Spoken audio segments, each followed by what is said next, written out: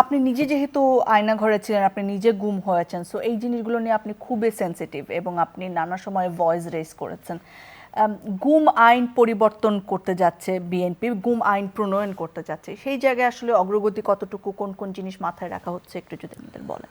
গুম আইন নিয়ে আমরা দীর্ঘ 2 বছর ধরে কাজ করছি। এটা আপনি জানেন যে আমাদের আইনমন্ত্রী মহোদয়, ওনার সাথে আমরা বেশ কয়েকবার বৈঠক করেছি, অনেকবার আলাপ হয়েছে। একটা চক আউট, একটা খসড়া রেডি করা হয়েছে, ওটা নিয়ে অনেকজন আলাপ আলোচনা করছে, কিন্তু এই জিনিসটা বলা দরকার আছে, এটা কিন্তু এখন ফাইনালাইজ হয়নি। যতটুকু আমাদেরকে বলা হয়েছে, আমি একদম নাম স্পেসিফিক করে বলতে চাই।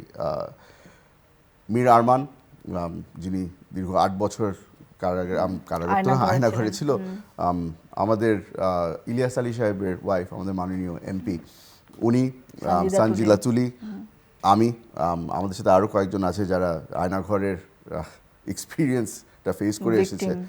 আমাদের সাথে কিন্তু আলাপ আলোচনা হচ্ছে। আমরা সবসময়, আমি আপনাদেরকে অ্যাগেন মনের কথাটাই বলছি, কোনো সময় যদি আমাদেরকে সপ্তাহে একবার ডাকা হয়, আমি আপনাকে বলবো যে না, সপ্তাহে হয়তো 2-3 বার ডাকা উচিত ছিল। It is never enough. কিন্তু আলাপ আলোচনা হচ্ছে, আমরা আমাদের ভয়েস রেইজ করছি, যে যেই চ্যালেঞ্জেসগুলা আমরা দেখছি ওগুলাকে যেন একটু, আপনারা আসলে কেমন চান আইনটা?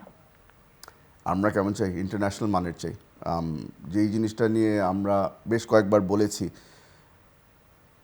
একটা ছোট্ট একটা ইস্যু নিয়ে আমার দ্বিমত আছে। ওটাকে যদি সংশোধন করা যায় তাহলে আমার মনে ভালো হতো।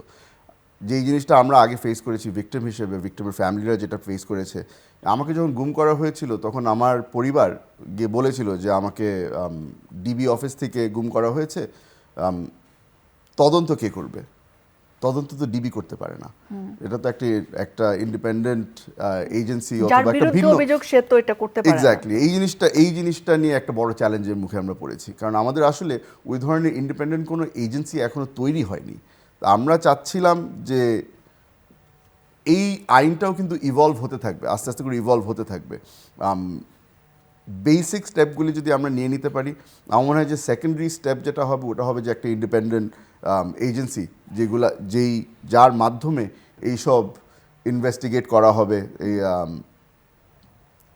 চিন্তাটা অনেক বড়, আর হাতে সময় খালি 6 মাস পেয়েছি আমরা এইসব নতুন করে ঠিক করার জন্য।